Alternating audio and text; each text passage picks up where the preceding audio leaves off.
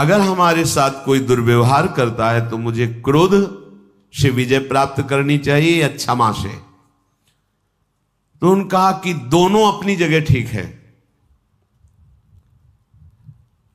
ना तो सदा क्रोध ही करना चाहिए और ना सदा ही कोमल बने रहना चाहिए।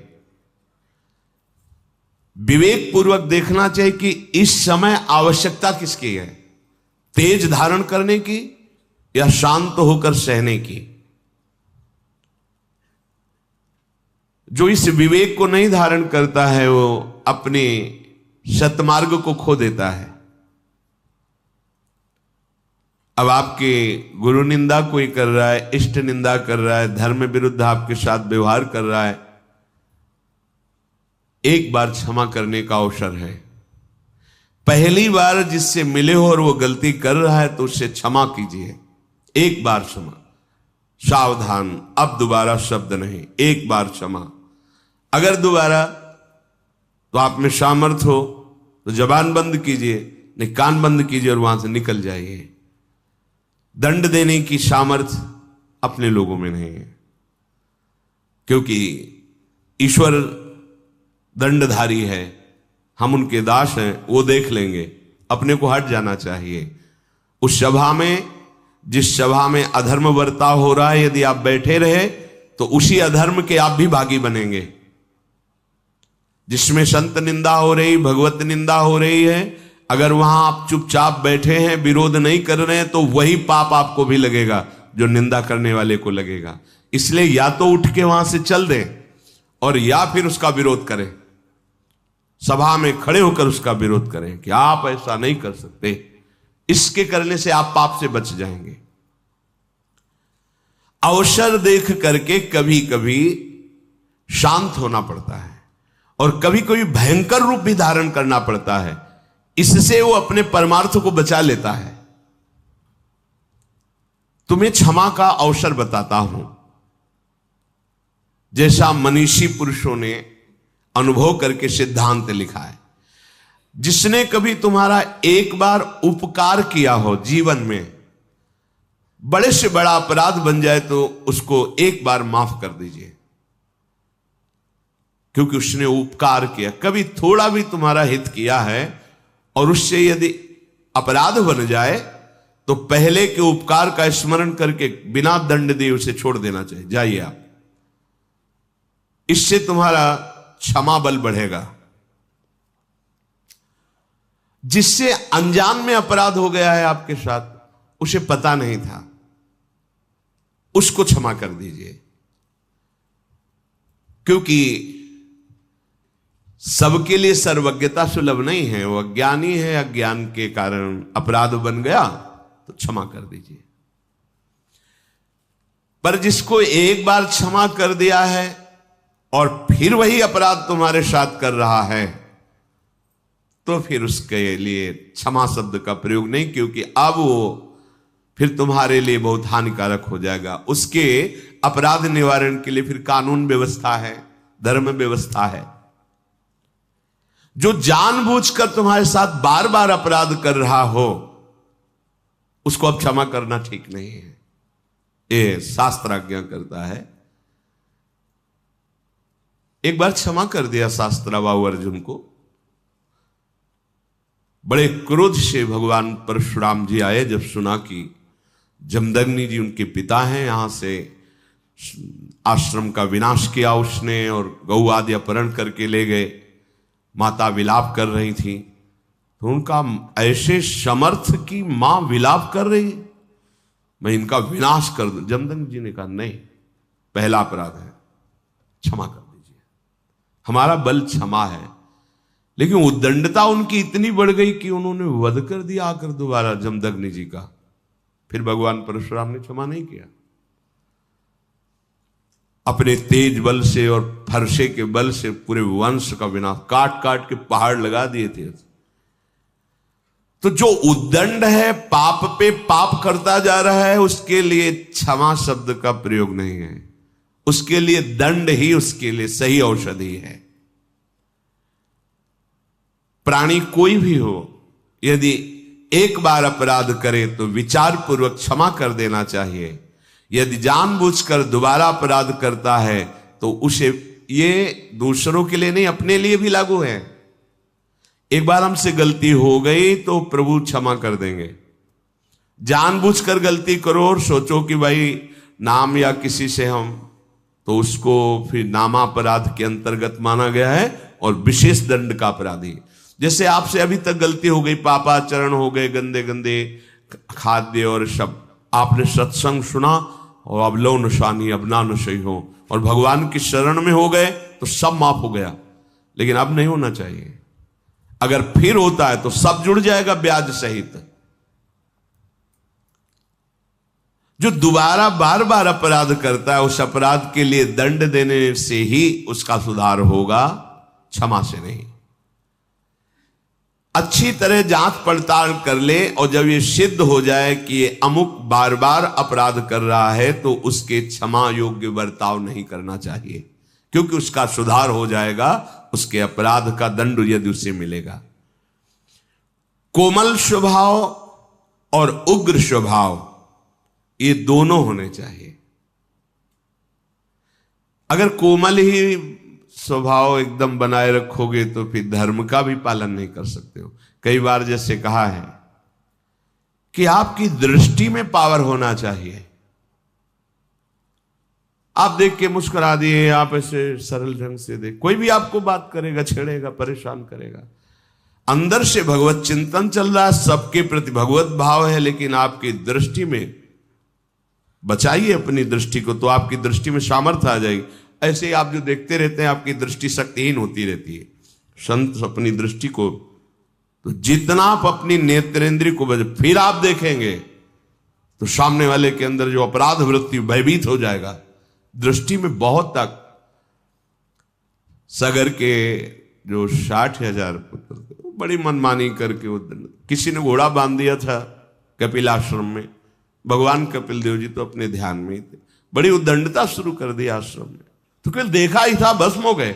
संकल्प नहीं किया था, ऐसा शास्त्र में लिखा है कि उन्होंने संकल्प किया हो जाओ भस्म, ऐसा कुछ नहीं, केवल देखा ही था, भस्म हो गए। उन्हीं के उद्धार के लिए तो भागीरथी गंगा जी का प्रादुर्भाव भूतल पर हुआ। तो सदैव कोमल स्वभाव नहीं रखना चाहिए। प्राय हमने महापुरुषों में भी देखा है, कभी कोमल बर्ताव तो कभी उग्र स्वरूप। उसे क्या होता है कि उद्दंड मनों पर अपने आप शासन होता है। बहुत दयालु हैं, बहुत कृपालु हैं, बहुत करुणामय हैं, तो आप देखो तुम्हारे मन की दशा क्या। अरे कुछ नहीं, 2 मिनट के बाद तो देखते हैं ना वो। और जब ये पता है कि अगर तो फिर हमें दंड मिलेगा, निष्कासित कर दिए जाएंगे, नाना प्रकार का क्लेश मिलेगा, तो मन भयभीत होकर सतमार्ग में चलता है। इसलिए भगवान का कभी शांत स्वरूप देखा जाता है, कभी उग्र स्वरूप देखा जाता है। इसलिए कभी गुरुजनों को भी देखा जाता है कि बहुत शांत हैं, तो कभी बहुत दंड विधान पे लागू कर दे, जब बाहर ताला लगा दे, बात नहीं करने, नहीं अंदर प्रवेश निषेध, ऐसा ऐसा। उसे मन को जो आपराधिक प्रवृत्ति में उत्साहित हो रहा था वो भय लगा और सतमार्ग में चल दिया। यद्यपि कोमलता बहुत ही साध्य विषय है, हृदय कोमल रखना चाहिए, पर हर समय बाहरी मृदुता ठीक नहीं है। जब बचाने के उद्देश्य से दमयंती जी को छुआ तो कुछ नहीं हुआ, और जब काम वासना तो उनका सावधान कदम आगे नहीं। अब साधारण भाव नहीं तुम्हारा काम भाव हो गया है। अगर कदम बढ़ाया तो तुम भस्म हो जाओगे, हम पहले तुम्हें बता रहे, बढ़ाया तो भस्म हो गया। हम अहित नहीं चाहते किसी का, लेकिन कोई हमारे धर्म पर प्रहार करे, कोई हमारी इज्जत पर प्रहार करे, कोई ऐसा, तो ऐसे भी काम नहीं चलता है। बराबर भगवान भी ऐसे नहीं रहे हैं, और ऋषियों की भी देख लीजिए, जहां हुआ तो फिर इसका भी प्रयोग किया है। कहीं तेज की जरूरत होती है, कहीं क्षमा की जरूरत होती है। हर समय क्षमा ही क्षमा नहीं, और हर समय तेज ही तेज नहीं। क्षमा भी बल है और तेज भी बल है, और वही बलवान है जो भजन बल से युक्त है। जितना तुम में नाम है, हाँ देखा है, नाम का प्रभाव देखा है, भजन का बल देखा है। इसलिए देश काल और परिस्थिति का विचार करके कि इस समय हमें तेज का प्रयोग करना है, या मृदुता का प्रयोग करना है, दोनों। अब कोई हमारे गुरुजनों पर प्रहार कर रहा है, कोई आक्षेप कर रहा है, कोई गाली दे रहा है, वहां हमारे भगवान है। नहीं, भगवान नहीं हो। अब पुष्प से पूजा नहीं होगी तुम्हारी। जिनके लिए प्राण समर्पित, अगर एक भी शब्द, तो ये प्राण हम समर्पित कर सकते हैं, लेकिन एक भी शब्द नहीं सुन सकते। ये तेज भागवती को होगा। सर्वम खलमिदम ब्रह्म की सिद्धि किए हुए महापुरुष की बात कह रहे हैं। एक भैरव सिद्ध करने वाला कपाली तांत्रिक भगवान शंकराचार्य जी के पास आया और कहा, महाराज आपके लिए देह तो मिथ्या है। कहा, परम सत्य। तो फिर आपकी गर्दन उतार ले जाए, हमारे सिद्ध काम में आएगी। आप जैसे ब्रह्म ऋषि की अगर परम पवित्र खोपड़ी से जो हम करेंगे तो भैरव सिद्ध हो जाएगा। बोले, हाँ, हमें कोई परेशानी, आप उतार सकते हो, पर अभी उतारोगे तो बहुत से शिष्य हैं, बाधा पहुंचा देंगे। प्रातः 4 बजे ब्रह्म मुहूर्त में आना, हम इस पीपल के नीचे ध्यानस्थ होंगे और तुम गर्दन उतार ले जाना। सत्य बोले, कोई ऐसा नहीं कि कोई प्लानिंग, कुछ नहीं। ब्रह्मस्वरूप। जैसे दधीचि ऋषि से देवताओं ने प्रार्थना की कि आपकी अस्त्रियों से जो अस्त्र बनेगा उससे वृत्तासुर मारा जा सकता, अन्यथा नहीं। शांत हो गए, अपने प्राणों को ब्रह्म में स्थित करके छोड़ दिया शरीर को। और उनके परम पावन दिव्य तपोमयी अस्थियों से वज्रादि बड़े अस्त्र बने, जो अमोघ अस्त्र कहे गए। तो प्रातः 4 बजे वो कपाली भगवान शंकराचार्य जी की गर्दन उतारने के लिए जब आश्रम में प्रवेश हुआ तो स्वामी नरसिंहाश्रम जी ब्रह्मबोध सर्वम खलमिदम ब्रह्म, इसकी सिद्धि प्राप्त किए हुए महापुरुष गंगा से हुंकार मारी और दौड़ पड़े, और गुरुदेव के नजदीक नहीं पहुंचा, उठाकर पटक दिया, फाड़ दिया, जैसे नरसिंह भगवान ने हिरण्यकश्यप को फाड़ दिया उसको। हर समय क्षमा की जरूरत नहीं है, हर समय तेज की भी जरूरत नहीं, अत्यंत आवश्यक है। जहां धर्म जा रहा हो वहां प्राण जाना श्रेष्ठ है, धर्म जाना नहीं। जहां हमारे पूज्य आराध्य देव गुरुदेव का कहीं कोई किसी भी तरह से, वहां हमारे प्राण समर्पित होना परम धर्म होगा, ना कि वहां क्षमा। हां, हमें कोई कष्ट दे रहा है तो एक बार हम विचार करके प्रथम अपराध को क्षमा से उसे उस अपराध से मुक्त करेंगे। लोक में यदि उद्दंडता करने वाले पापी को क्षमा ही करते रहा जाए तो बहुत लोगों को भय प्रदान करेगा। इसलिए कानून बना है, उसे कानून को समर्पित करें। क्योंकि जो दुष्ट स्वभाव वाले जन होते हैं भय के द्वारा ही ठीक होते, क्षमा के द्वारा नहीं ठीक होते। कोई ऐसी बिरली घटनाएं होती हैं जो क्षमा से उनका परिवर्तन हो गया कि मैंने अपराध किया, इन्होंने क्षमा किया, उसका हृदय परिवर्तन हो गया। तो इसलिए महाराज आप सदैव क्षमा का ही आश्रय न ले। युधिष्ठिर से कहा कि आप सदैव क्षमा का ही आश्रय न ले। क्रोध, अगर इसको आप बार बार ही उत्तेजना में लाते रहेंगे तो ये क्रोध आपकी उन्नति को नष्ट कर देगा। दोनों बातें देखना है। ये जान लीजिए कि लोक और परलोक दोनों का नाशक क्रोध है। क्रोध जीतने से उन्नति होती है, क्रोध के वशीभूत होने से अवनति होती है। जो जितना क्रोध को अपने काबू में कर लेता है वो उतना ही परमार्थ पथ में आगे बढ़ जाता है। जगत में जो छोटी छोटी बातों में क्रोध करने लगते हैं उनका पतन हो जाता है। इसलिए उपासक को चाहिए कि सर्वनाशक इस क्रोध को पीना सीखे। जब गुस्सा आवे पीना सीखे। पीछे वर्णन कर चुके हैं। देखो, तेज और क्रोध में अंतर होता है। क्रोध होता है कामना के बाद और तेज होता है धर्म संबंध से। जब कोई धर्म का नाश कर रहा हो, जब कोई आराध्य देव, इष्ट देव, गुरुदेव आदि की बात हो तो उस समय एक भागवतिक तेज होता है। और जब हमारी किसी वासना पर प्रहार होता है, हमारी इच्छा पर फिर जो क्रोध होता है उसे पीना सीखना चाहिए। क्रोधी मनुष्य अधिकतर पाप में लग जाता है। अपने माता पिता को पीटते हैं, देखा है, ऐसा देखा है। क्रोध के वशीभूत होकर पूज्य जनों का अपमान करते हैं, क्रोध के वशीभूत होकर के जिनकी स्तुति करना चाहिए उनकी निंदा करते हैं, गाली देते हैं। क्रोधी मनुष्य समझ नहीं पाता कि क्रोध के लिए कार्य अकार्य का क्या निर्णय किया गया है। नहीं, बस क्रोध आया तो स्मृति का अपहरण कर लेता है। कामा संजायते क्रोधा, क्रोधा स्मृति विभ्रमा। क्रोध अगर अपनी चरम सीमा पे आ जाए तो अवध्य पुरुष की भी वो हत्या कर देता है। जिसकी पूजा में हमें तत्पर होना चाहिए उसका वो वध कर देता है। क्रोध अगर और बढ़ जाए तो अपने आप को भी आत्महत्या कर सकता है और यमलोक का अतिथि बनकर बहुत दुर्गति को प्राप्त होता है क्रोध।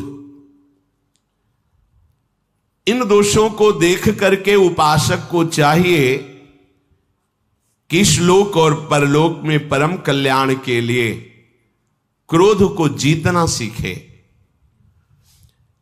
जब तुम परमार्थ में आगे बढ़ोगे तो तुम्हारा अध्यात्म बल बढ़ेगा, तो उसमें तुम्हारे अध्यात्म बल को क्षीण करने के लिए माया ऐसी रचना रचेगी जिससे तुम्हें क्रोध आवे। घटना, व्यक्ति, ऐसा क्रोध, ऐसा देखा भी जाता है, बहुत जल्दी क्रोध आना। अपने और पराये दोनों के हित का विचार करके स्वयं चिकित्सक बनकर अपने क्रोध की चिकित्सा कर लेनी चाहिए। यदि मूढ़तावश तुम क्रोध पे क्रोध ही करते रहे तो तुम्हें क्लेश भोगना पड़ेगा, तुम्हारे सुकृत नष्ट हो जाएंगे। चित्त को वश में करना उपासक का परम धर्म है, पर जो क्रोध का ही वर्ण किए रहता है उसका चित्त जलता रहता है। ये बड़ा दुष्ट स्वभाव है। शांति से बैठे चिंतन आ गया, 5 वर्ष पहले उसने ऐसा कहा था, क्यों कहा था उसने ऐसा, और जलन शुरू और बस गुस्सा, बहुत सावधान, राधा राधा राधा राधा राधा राधा, तुरंत हटाइए, राधा राधा राधा। उपासक के लिए सामर्थ्य यही कि अपने क्रोध को रोकना ही सर्वोत्तम साधना समझे। विद्वान उपासक शक्ति संपन्न होने पर भी क्रोध को प्रकट ना करे, शांत भाव से सहे। यदि क्रोध का प्रादुर्भाव बार बार बाहर करते रहोगे तो तुम आनंद के भागी नहीं बन पाओगे। इसलिए बलवान या निर्बल, विज्ञ या अनविज्ञ, कैसा भी व्यक्ति सामने आवे, यदि तुम्हारे सामने तुम्हें क्रोध दिलाने की चेष्टा कर रहा है तो तुम सह जाओ। बात समझना, जहां ना सहने की बात कही गई वहां संत शंभु श्री पद अपवादा, कही सुनीता आस मर्यादा, काटी जीव तासु जो बसाई, श्रवण मुदिनत चले पराई। भगवती उमा जी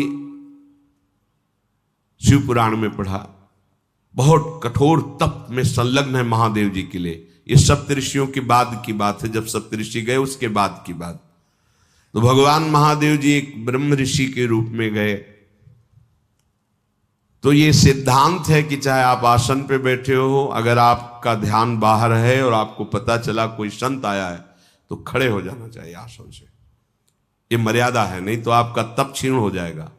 प्रणाम करो, चाहे भले छोटी अवस्था का हो, आपके सामने आया है, वो अतिथि है, भगवत स्वरूप है, और आसन दीजिए और फिर मधुर वार्ता कीजिए, क्या सेवा करें आपकी, बस इतना। ऐसा ही भगवती ने किया, खड़े होकर प्रणाम किया, आइए विराजिए, क्या सम्मान करें, क्या स्वागत करें। होगा स्वागत की बात नहीं, हमने सुना महादेव जी को पति बनाना चाहती हो, हाँ ये तो हमारा दृढ़ निश्चय है। तो क्या है उस भूत भावन में, चिता की भस्म लगाता है, भूतों का सरदार है, न कोई महल है न कोई व्यवस्था है, आप इतनी सुंदर, और उनको गले में मुंडों की माला, सर्प की माला, जटाजूट का बवंडर, भस्म लगाए घूमता है, उसको तुम पति वरण करना चाहती हो। भगवती ने कहा बस बस बस। यदि आपको आतिथ्य रूप में स्वीकार ना किया होता तो पहली दृष्टि में ही तुम्हें भस्म कर देती। तुमने हमारे प्रीतम की निंदा की, बस अब अगर एक भी शब्द आप बोले तो आप परिणाम समझ सकते हैं। पर वो काहे को रुके, भगवान शिव थे। फिर शुरू कर, भगवती ने कहा कि हमारे पिता हिमालय भी ब्रह्म ऋषियों का सम्मान करते हैं और हिमालय के आश्रय में ही रहकर वो सिद्धि प्राप्त करते हैं। इसलिए मेरा विचार हुआ कि जिसका आदर करना चाहिए उसको तो भस्म नहीं करेंगे, पर इन कानों ने शिव निंदा सुनी है, इसलिए मैं अपने शरीर को अभी भस्म कर। प्रकट हो गए मानो, नहीं बस बस महादेव जी, नहीं कोई और नहीं, मैं स्वयं हूं। मैं देख रहा था। कब तक देखते रहोगे? बोले बस अब लगन ही छटने वाली है। तो अपने आराध्य देव और इष्ट देव की कोई अवहेलना करे, धर्म की अवहेलना हो और हम क्षमा क्षमा, ऐसा उस समय नहीं, ऐसा नहीं, फिर आप पतित हो जाएंगे, फिर ऐसा नहीं। लेकिन अगर हमारी कोई इच्छा के विरुद्ध तो हमें सहना चाहिए।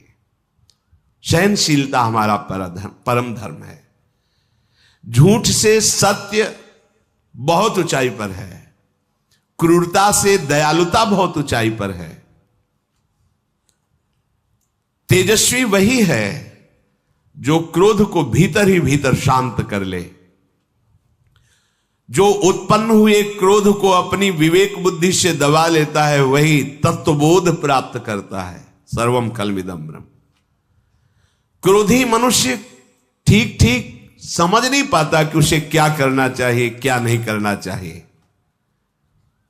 इसलिए सदाचारी उपासक को चाहिए कि जब मूर्ख लोग उसे निंदा करें, अपमानित करें, तो उसे क्रोध को दबाना ही परम तेज माने।